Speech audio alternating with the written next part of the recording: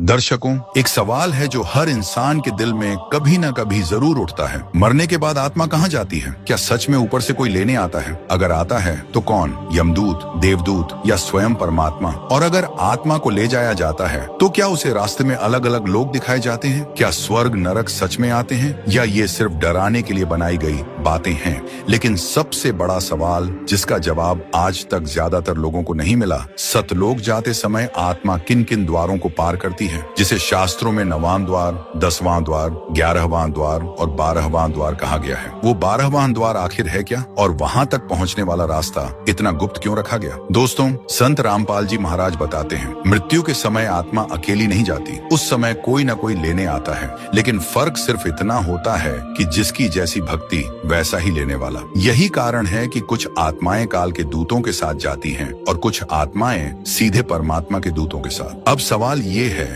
आत्मा काल के लोक से बाहर कैसे निकलती है? क्योंकि शास्त्र साफ कहते हैं ये संसार काल लोक है और काल का एक द्वार है जिसे पार किए बिना कोई भी आत्मा सतलोक नहीं जा सकती। गीता में कहा गया है यह संसार नाशवान है, वेदों में कहा गया है वह परम पद अलग है, और कबीर साहिब कहते हैं यह काल का देश है, यहाँ सुख स्थायी नहीं। तो जब आत्मा काल का द्वार पार करती है तो उस समय कौन सा मंत्र काम आता है? क्या कोई भी नाम, कोई भी जाप, कोई भी साधना उस द्वार पर स्वीकार होती है, या फिर वहाँ केवल वही शब्द चलता है जो स्वयं परमात्मा ने दिया हो? दोस्तों, आज की वीडियो कोई कहानी नहीं है, आज की वीडियो आत्मा की यात्रा का शास्त्र सिद्ध सत्य है। और अभी तो हमने सिर्फ सवाल उठाए हैं, असल रहस्य तो तब खुलेगा जब हम देखेंगे मृत्यु के समय आत्मा के साथ वास्तव में क्या होता है, कौन आता है, कौन रोकता है और कौन छुड़ाता है। तो वीडियो को छोड़िए मत, क्योंकि अगला हिस्सा आपकी सोच ही नहीं, आपका डर, आपकी उम्मीद और आपका भविष्य सब बदल सकता है। दोस्तों, आज हम उस विषय पर बात करने जा रहे हैं जिससे पूरी दुनिया डरती है, लेकिन जिस पर कोई खुलकर बात नहीं करता, मृत्यु। हर इंसान जानता है कि एक दिन मरना है, लेकिन कोई ये जानने की कोशिश नहीं करता कि मरते समय वास्तव में होता क्या है। हमने बचपन से सुना सब ठीक हो जाएगा, भगवान सब देख लेगा, जो होगा देखा जाएगा। लेकिन सवाल ये है, जब वो पल आता है, जब सांसें टूटने लगती हैं, जब शरीर साथ छोड़ देता है, तब आत्मा के साथ क्या होता है? संत रामपाल जी महाराज बताते हैं, मृत्यु कोई अचानक होने वाली घटना नहीं है, ये एक प्रक्रिया है, और इस प्रक्रिया में आत्मा अकेली नहीं होती। शरीर मरता है, आत्मा नहीं। गीता में साफ कहा गया है, आत्मा न कभी मरती है, न कटती है, न जलती है, न गलती है। तो सवाल उठता है, अगर आत्मा अमर है तो मरते समय वो जाती कहाँ है? संत रामपाल जी महाराज बताते हैं कि मृत्यु के समय आत्मा शरीर के भीतर ही होती है, लेकिन शरीर के सारे द्वार धीरे धीरे बंद होने लगते हैं। आंखें बंद हो जाती हैं, कान सुनना छोड़ देते हैं, हाथ पैर सुन्न हो जाते हैं, और अंत में केवल चेतना बचती है। यही चेतना आत्मा है। अब यहाँ सबसे बड़ा रहस्य शुरू होता है। कबीर साहिब कहते हैं, जब जम का डंडा सिर पर लागे तब कोई सगा न होए। मतलब जब मृत्यु का समय आता है तब न परिवार साथ जाता है, न धन, न नाम, न पद, न रिश्ते, सिर्फ आत्मा जाती है, लेकिन वो अकेली नहीं जाती। संत रामपाल जी महाराज स्पष्ट बताते हैं, मृत्यु के समय आत्मा को लेने कोई न कोई जरूर आता है। अब यहाँ लोग भ्रम में पड़ जाते हैं। कुछ कहते हैं यमदूत आते हैं, कुछ कहते हैं देवदूत आते हैं, कुछ कहते हैं भगवान आते हैं। सच्चाई ये है, जिसकी जैसी भक्ति वैसा ही लेने वाला। अगर आत्मा काल की भक्ति में है तो काल के दूत आते हैं, अगर आत्मा परमात्मा की शरण में है तो परमात्मा के दूत आते हैं। ये बात डराने के लिए नहीं है, ये समझाने के लिए है। कबीर साहिब कहते हैं, जैसा बीज बोओगे वैसा फल पाओगे। अब सोचिए, अगर जीवन भर हमने सिर्फ शरीर के लिए जिया, नाम, पैसा, मोह, वासना, क्रोध, अहंकार के लिए जिया, तो मृत्यु के समय कोई देवता क्यों आएगा? और अगर जीवन में हमने सही भक्ति की, सही नाम लिया, सही गुरु को पहचाना, तो लेने वाला भी अलग होगा। संत रामपाल जी महाराज बताते हैं, मृत्यु के समय आत्मा शरीर से किसी भी द्वार से नहीं निकलती। शरीर में 9 द्वार प्रसिद्ध हैं, 2 आंखें, 2 कान, 2 नासिका, 1 मुख, 1 गुदा, 1 जनेंद्रिय। इन 9 द्वारों से निकलने वाली चेतना नीचे की ओर जाती है। यही कारण है कि संत कहते हैं, जो आत्मा इन द्वारों से निकलती है वो फिर जन्म मरण में फंस जाती है। लेकिन शास्त्र बताते हैं कि शरीर में इससे ऊपर भी द्वार है, 9वां, 10वां, 11वां और अंत में 12वां द्वार। यहीं से असली यात्रा शुरू होती है। लेकिन ध्यान रखिए, 12वां द्वार कोई योग से नहीं खोल सकता, कोई तप से नहीं खोल सकता, कोई साधना से नहीं खोल सकता। कबीर साहिब कहते हैं, 10वां द्वार धोखा है, 11वां भ्रम है, 12 वहां द्वार शब्द से खुले। अब सवाल ये है, मृत्यु के समय आत्मा को दिशा कौन देता है? संत रामपाल जी महाराज बताते हैं, उस समय आत्मा बहुत कमजोर होती है, डरी हुई होती है, भ्रमित होती है, उसे खुद नहीं पता होता कि जाना कहाँ है, इसलिए लेने वाला बहुत महत्वपूर्ण होता है। काल के दूत डर दिखाते हैं, भय दिखाते हैं, पिछले कर्म याद दिलाते हैं और आत्मा डर कर उनके साथ चली जाती है। लेकिन परमात्मा के दूत डर नहीं दिखाते, वो नाम याद दिलाते हैं, वो शब्द याद दिलाते हैं, वो आत्मा को भरोसा देते हैं। यही अंतर है, यही भक्ति की परीक्षा होती है। संत रामपाल जी महाराज बताते हैं, मृत्यु के समय आत्मा वही नाम याद कर पाती है जो उसने जीवन में अभ्यास किया हो। जो नाम केवल मुंह से लिया गया हो वो उस समय काम नहीं आता। जो नाम गुरु से विधिवत लिया गया हो वही साथ जाता है। कबीर साहिब कहते हैं, अंत काल जो चेत्यो नाही सो जन्मा फिर आए। मतलब जो अंत समय सही नाम में स्थित नहीं हुआ वो फिर लौट कर आया। दोस्तों, ये बातें डराने के लिए नहीं है, ये जगाने के लिए है। हम पूरी जिंदगी मोबाइल, पैसा, परिवार, समाज में लगे रहते हैं, लेकिन उस एक पल की तैयारी नहीं करते जो तय है, और यही सबसे बड़ा धोखा है। संत रामपाल जी महाराज कहते हैं, मृत्यु कोई अंत नहीं है, ये सिर्फ दरवाजा है। सवाल ये है, उस दरवाजे के पार आप किसके साथ जाएंगे? अब यहाँ हम रुकते हैं, क्योंकि अभी तो हमने सिर्फ इतना जाना है कि मृत्यु के समय आत्मा को कोई लेने आता है और वो किसी द्वार से निकलती है। लेकिन असली सवाल अभी बाकी है, आत्मा निकलने के बाद किन किन लोगों से होकर गुजरती है? स्वर्ग नरक क्या सच में आते हैं, और क्या वहाँ से आगे भी कोई रास्ता है? यही वो रहस्य है जिसे अगला भाग खोलेगा, और यहीं से असली यात्रा शुरू होगी। अगर आपने ये सब ध्यान से सुना है तो आपकी आत्मा ने अगले भाग के लिए खुद इशारा कर दिया है। दर्शकों, पिछले भाग में हमने जाना कि मृत्यु के समय आत्मा अकेली नहीं होती, कोई ना कोई उसे लेने आता है और आत्मा उसी के साथ आगे की यात्रा पर निकल पड़ती है। अब यहीं से एक ऐसा सत्य शुरू होता है जिसे आज तक या तो अधूरा बताया गया या डर बनाकर छुपा दिया गया। शरीर छूट चुका है, आत्मा निकल चुकी है। अब सवाल यह नहीं रह जाता कि इंसान कौन था,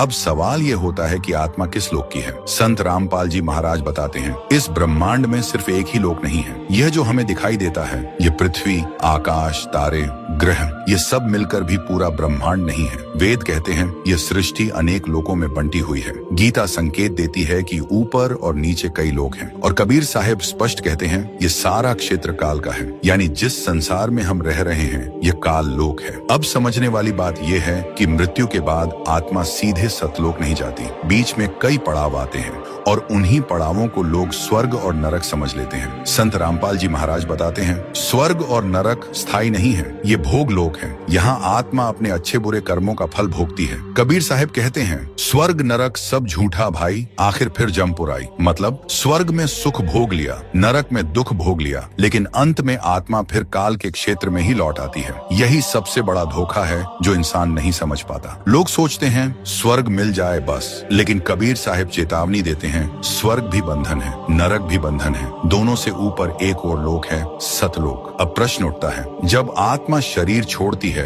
तो वह पहले कहाँ जाती है? संत रामपाल जी महाराज बताते हैं, आत्मा को पहले काल के न्याय क्षेत्र में ले जाया जाता है, जहाँ उसके कर्मों का लेखा जोखा होता है। यहीं से आत्मा का रास्ता तय होता है। अगर आत्मा ने सिर्फ कर्मकांड किए हैं, नाम का अभ्यास नहीं किया, सच्चे संत की शरण नहीं ली, तो उसे कर्मों के अनुसार ऊपर नीचे भेज दिया जाता है। कभी स्वर्ग, कभी नरक, कभी मनुष्य जन्म, कभी पशु जन्म, और यही चक्र लाखों जन्मों से चल रहा है। कबीर साहिब कहते हैं, जीव जन्मा फिर मरत है, ये काल का कानून। अब जरा रुक कर सोचिए, अगर यही सब सच है तो फिर इंसान आज भी इतना निश्चिंत क्यों है? क्यों हम सोचते हैं कि मरने के बाद सब ठीक हो जाएगा? संत रामपाल जी महाराज कहते हैं, क्योंकि इंसान को पूरा सच कभी बताया ही नहीं गया। सच ये है कि आत्मा जब स्वर्ग जाती है तो वहाँ सुख मिलता है, लेकिन वह सुख सीमित होता है, और जैसे ही पुण्य खत्म होते हैं आत्मा को फिर नीचे गिरा दिया जाता है। नरक में दुख भोगने के बाद भी मुक्ति नहीं मिलती। कबीर साहिब कहते हैं, काल खाए सब जीव को, कोई बचा न कोय। मतलब काल के क्षेत्र में कोई भी सुरक्षित नहीं है। यही कारण है कि संत रामपाल जी महाराज बार बार कहते हैं, स्वर्ग लक्ष्य नहीं है,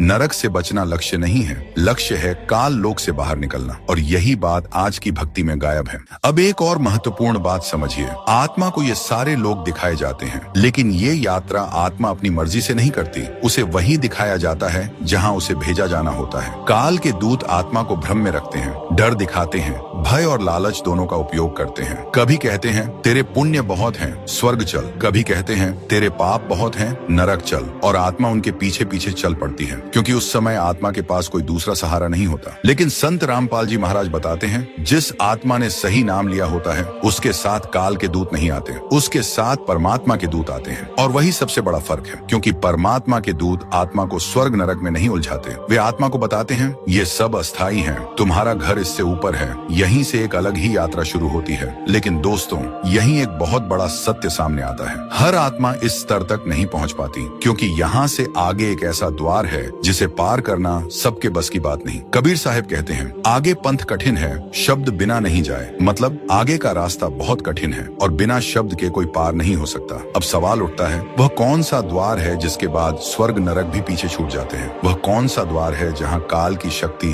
खुद कमजोर पड़ जाती है? और वह कौन सा रहस्य है जिसे आज तक बहुत कम लोगों ने जाना? दोस्तों, हम यहाँ रुकते हैं, क्योंकि अगले भाग में हम उस सबसे गुप्त सत्य पर पहुँचने वाले हैं। 12वां द्वार, वही द्वार जिसे योगी भी नहीं जानते, जिसे तपस्वी भी नहीं खोल पाते, जिसे सिर्फ सही नाम और सच्चा संत ही पार करा सकता है। अगला भाग हल्का नहीं होगा, वो सीधा अंदर तक जाएगा, क्योंकि 12वें द्वार के बाद या तो आत्मा हमेशा के लिए मुक्त होती है या फिर काल के जाल में फिर फंस जाती है। दर्शकों, पिछले भाग में हम वहां तक पहुंचे थे जहां स्वर्ग और नरक भी पीछे छूट जाते हैं, जहां कर्मों का हिसाब समाप्त नहीं होता, पर आत्मा को पहली बार यह बोध होता है कि उसका घर यहाँ नहीं है। और यहीं से शुरू होता है सबसे गुप्त, सबसे कम बताया गया और सबसे ज्यादा छुपाया गया सत्य, 12वां द्वार। हम सब ने बचपन से यही सुना कि शरीर में 9 द्वार होते हैं, लेकिन शास्त्रों में संकेत है कि इनसे ऊपर भी द्वार हैं। कबीर साहब स्पष्ट कहते हैं, 9 द्वारे संसार है, 10वें भ्रम बसाए, मतलब 9 द्वारों में जो संसार दिखता है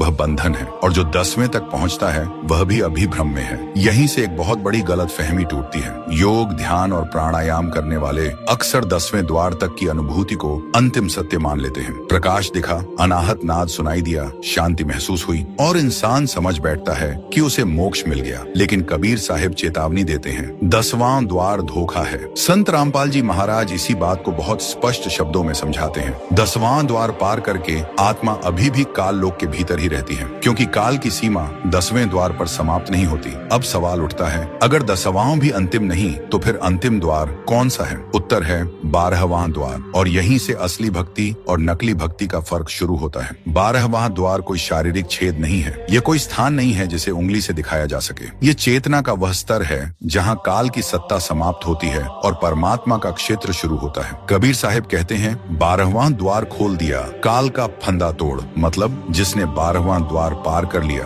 उसने काल का बंधन तोड़ दिया। अब जरा गंभीर होकर सोचिए, अगर यह द्वार इतना निर्णायक है तो फिर इसे आज तक खुलकर क्यों नहीं बताया गया? क्यों मंदिरों में इसका नाम नहीं है? क्यों सामान्य गुरु इसका वर्णन नहीं करते? क्यों अधिकतर साधनाएं 10वें द्वार पर आकर रुक जाती हैं? संत रामपाल जी महाराज बताते हैं, क्योंकि 12वां द्वार मानव प्रयास से नहीं खुलता। ये बहुत महत्वपूर्ण बात है। तपस्या, योग, ध्यान, उपवास, कर्मकांड, हवन, यज्ञ, ये सब मनुष्य के प्रयास हैं और मनुष्य का प्रयास काल के क्षेत्र में ही फल देता है। लेकिन 12वां द्वार परमात्मा की कृपा से खुलता है, और परमात्मा की कृपा उसी पर होती है जो सही विधि से सही नाम में स्थित होता है। कबीर साहब बार बार कहते हैं, शब्द बिना पार न पावे कोई। यह शब्द कोई साधारण उच्चारण नहीं है, ये वही नाम है जो परमात्मा स्वयं देते हैं, और वही नाम मृत्यु के समय आत्मा का मार्गदर्शक बनता है। संत रामपाल जी महाराज समझाते हैं, मृत्यु के समय आत्मा बहुत कमजोर होती है, वह अपने ज्ञान से नहीं अपने अभ्यास से चलती है। जो जीवन भर जिस नाम में रहा,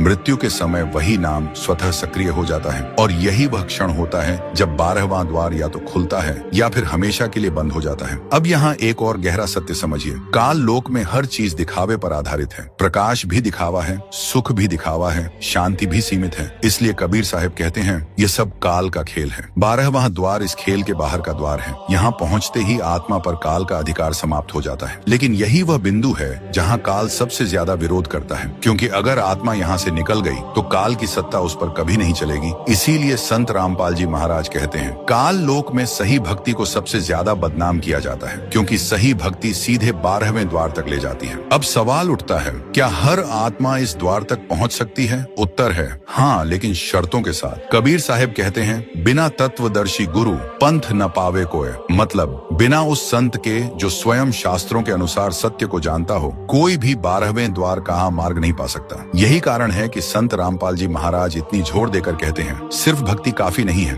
सही भक्ति चाहिए। सिर्फ श्रद्धा काफी नहीं है, सही विधि चाहिए। सिर्फ भावना काफी नहीं है, सही नाम चाहिए। और यही बात लोगों को छुपती है, क्योंकि यह ज्ञान झूठी संतुष्टि तोड़ देता है। ये कह देता है जो तुम कर रहे हो वह अच्छा है लेकिन अंतिम नहीं है। दोस्तों, ये सुनना आसान नहीं होता, लेकिन सत्य आसान होने के लिए नहीं होता, मुक्ति देने के लिए होता है। अब यहाँ हम एक बहुत निर्णायक मोड़ पर खड़े हैं। हम जान चुके हैं 9 द्वार बंधन है, 10वां भ्रम है, 11वां भी पूर्ण नहीं और 12वां वह द्वार है जहाँ से काल का क्षेत्र समाप्त होता है। लेकिन अभी एक बहुत बड़ा प्रश्न बाकी है। अगर 12वां द्वार काल की सीमा है तो फिर काल का द्वार क्या है? काल आत्मा को यहाँ तक आने देता है लेकिन आगे क्यों रोकता है? वह आखिरी जाल कौन सा है जिसमें अधिकतर आत्माएं फंस जाती हैं? और वह कौन सा नाम है जो उस जाल को एक क्षण में काट देता है? दोस्तों, पिछले भाग में हम उस बिंदु तक पहुँचे थे जहाँ आत्मा 12वें द्वार के सामने खड़ी होती है, वहीं जहाँ काल की सीमा समाप्त होती दिखाई देती है और सतलोक का मार्ग आरंभ होने वाला होता है। लेकिन यहीं एक ऐसी सच्चाई सामने आती है जिसे जानकर मन कांप जाता है, क्योंकि यहाँ आकर पता चलता है कि काल हार नहीं मानता। कबीर साहिब कहते हैं, काल बड़ा बलवान है, साधु साधु खाए। मतलब काल इतना शक्तिशाली है कि बड़े बड़े साधकों को भी अपने जाल में फंसा लेता है। अब सवाल उठता है, ये काल है कौन? आज की दुनिया में काल को समय समझ लिया गया है, लेकिन शास्त्रों में काल केवल समय नहीं है। गीता संकेत देती है कि काल एक सत्ता है, एक शासक है, एक ऐसा प्रभु जिसके अधीन यह पूरा संसार चल रहा है।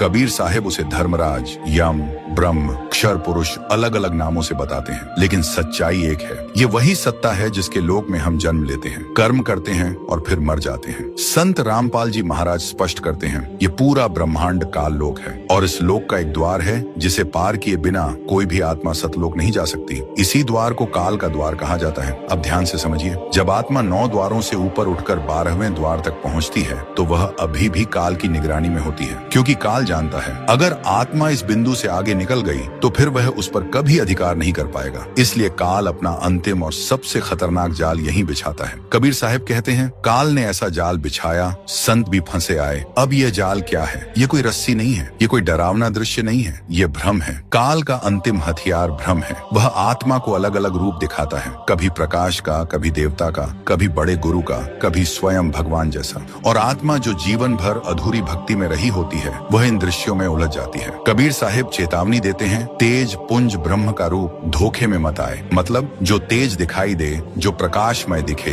उसे ही परमात्मा मत मान लेना। संत रामपाल जी महाराज बताते हैं, यहीं सबसे ज्यादा आत्माएं हार जाती हैं, क्योंकि आत्मा सोचती है अब तो मैं मुक्त हो गई, लेकिन वही क्षण उसे फिर काल के चक्र में धकेल देता है। अब यहाँ एक बहुत गहरा सत्य समझिए, काल का द्वार किसी शारीरिक शक्ति से नहीं खुलता, किसी तप, योग या ध्यान से नहीं खुलता, किसी अच्छे कर्म से भी नहीं खुलता, क्योंकि कर्म काल लोक की मुद्रा है और काल अपनी ही मुद्रा से किसी को मुक्त नहीं करता। कबीर साहब कहते हैं, कर्म कांड सब काल का, भक्ति नाम बिन झूठ। मतलब कर्म, पूजा, यज्ञ काल के क्षेत्र में तो फल देते हैं लेकिन मोक्ष नहीं देते। अब सवाल उठता है, तो फिर काल का द्वार कैसे पार होता है? उत्तर सीधा है, लेकिन स्वीकार करना कठिन। काल के द्वार पर सिर्फ नाम चलता है, और वह नाम कोई मन से बनाया हुआ नाम नहीं, कोई किताब से पढ़ा हुआ नाम नहीं, कोई परंपरा से मिला हुआ नाम नहीं। कबीर साहब कहते हैं, शब्द बिना पार न पावे कोई। यह शब्द वही है जो स्वयं परमात्मा ने दिया है, और वही शब्द काल के अधिकार क्षेत्र से बाहर का है। संत रामपाल जी महाराज समझाते हैं, काल हर मंत्र को पहचानता है, हर जाप को पहचानता है, हर साधना को जानता है, लेकिन जो नाम काल के लोक का नहीं है वह नाम काल के द्वार पर उसकी शक्ति को निष्क्रिय कर देता है। यही कारण है कि काल सही नाम को सबसे ज्यादा छुपाता है। यही कारण है कि तत्वदर्शी संत इतने कम होते हैं, और यही कारण है कि संत रामपाल जी महाराज इतने विरोध का सामना करते हैं, क्योंकि जो व्यक्ति काल के द्वार का रहस्य खोल देता है वह काल के शासन को चुनौती देता है। दोस्तों, यह सुनना आसान नहीं है, लेकिन सत्य कभी आसान नहीं होता। अब यहाँ एक और महत्वपूर्ण बात समझिए, काल का द्वार मृत्यु के समय एक बार ही आता है, वहाँ दूसरी कोशिश नहीं मिलती, वहाँ फिर कभी नहीं होता। कबीर साहब कहते हैं, अब की बार न बार बार। मतलब अगर इस जीवन में सही नाम नहीं लिया तो अगली बार कब अवसर मिलेगा कोई नहीं जानता। अब हम एक बहुत निर्णायक मोड़ पर पहुंच चुके हैं। हम जान चुके हैं मृत्यु के समय क्या होता है, आत्मा किन लोकों लोगों से गुजरती है, 12वां द्वार क्या है और काल का द्वार क्यों सबसे बड़ा अवरोध है। लेकिन अभी सबसे महत्वपूर्ण प्रश्न बाकी है। वह कौन सा नाम है जो काल के द्वार को पार करा देता है? वह नाम कैसे लिया जाता है और वह नाम किससे लिया जाता है? क्योंकि यहाँ गलती की कोई गुंजाइश नहीं है। दोस्तों, यही हम रुकते हैं, क्योंकि अगला भाग सिर्फ जानकारी नहीं देगा, वह निर्णय मांगेगा। दोस्तों, अब हम उस बिंदु पर खड़े हैं जहाँ पीछे लौटने का कोई अर्थ नहीं रह जाता, क्योंकि यहाँ तक पहुँचने के बाद सिर्फ जानना ही काफी नहीं होता, यहाँ फैसला करना पड़ता है। अब तक हमने यह समझ लिया है कि मृत्यु के समय आत्मा अकेली नहीं होती, आत्मा लोगों से होकर गुजरती है। स्वर्ग नरक स्थायी नहीं है। 12वां द्वार काल की सीमा है और काल का द्वार आत्मा की अंतिम परीक्षा है। अब केवल एक ही प्रश्न शेष है, उस परीक्षा में पास कौन कराता है? कबीर साहब बहुत स्पष्ट शब्दों में कहते हैं, शब्द बिना पार न पावे कोई। यहाँ शब्द का अर्थ कोई भी उच्चारण नहीं है, कोई भी मंत्र नहीं है, कोई भी परंपरागत नाम नहीं है। यह शब्द वह शक्ति है जो काल के लोक की नहीं है। यही वह सत्य है जो सदियों से छुपाया गया। आज संसार में हजारों नाम प्रचलित हैं, हर मार्ग अपना नाम बताता है, हर पंथ कहता है यही अंतिम है। लेकिन कबीर साहिब इन सब पर एक ही प्रश्न रखते हैं, यह नाम किस लोक का है? क्योंकि जो नाम काल लोक के भीतर का है वह काल के द्वार पर काम नहीं कर सकता।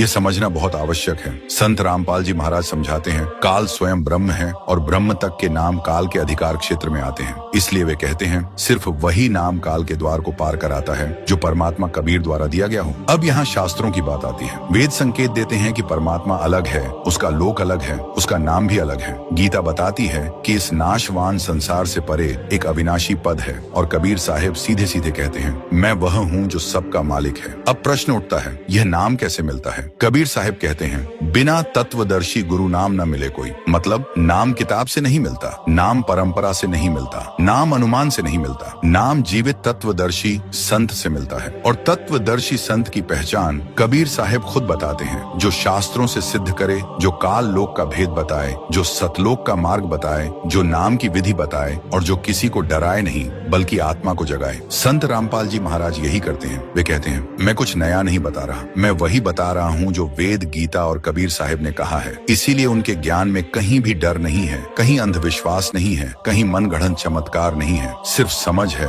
स्पष्टता है और मार्ग है। अब समझिए, मृत्यु के समय का वह क्षण जब आत्मा काल के द्वार पर पहुंचती है, वहाँ कोई तर्क नहीं चलता, वहाँ कोई बहस नहीं होती, वहाँ कोई दिखावा नहीं चलता। वहाँ सिर्फ वही नाम काम करता है जो आत्मा के भीतर अभ्यास बन चुका हो। इसलिए संत रामपाल जी महाराज बार बार कहते हैं, एक बार सुनना काफी नहीं है, नाम लेकर नियमित सत्संग सुनना आवश्यक है, क्योंकि अंत समय में आत्मा वही दोहराती है जो जीवन भर उसका स्वभाव बन चुका हो। कबीर साहिब कहते हैं, अभ्यास बिना नाम न जागे, अंत समय धोखा खाए। दोस्तों, ये कोई भावुक बात नहीं है, ये सीधा नियम है। अब प्रश्न आता है, क्या अभी अवसर है? उत्तर है हाँ, क्योंकि कबीर साहिब कहते हैं, अब की बार सतगुरु मिले। मतलब ये युग अंतिम अवसर का युग है। इसलिए आज इतनी स्पष्टता से यह ज्ञान सामने आ रहा है। इसलिए आज संत रामपाल जी महाराज पूरे शास्त्र खोलकर बता रहे हैं। इसलिए आज नाम दीक्षा की बात खुले रूप में हो रही है। ये संयोग नहीं है, ये योजना है, परमात्मा की योजना। अब अंतिम बात, ये वीडियो किसी को डराने के लिए नहीं थी, किसी को तोड़ने के लिए नहीं थी, किसी से लड़ने के लिए नहीं थी। यह वीडियो आत्मा को उसका घर याद दिलाने के लिए थी। अगर यह सब सुनकर आपके भीतर कुछ हिला है,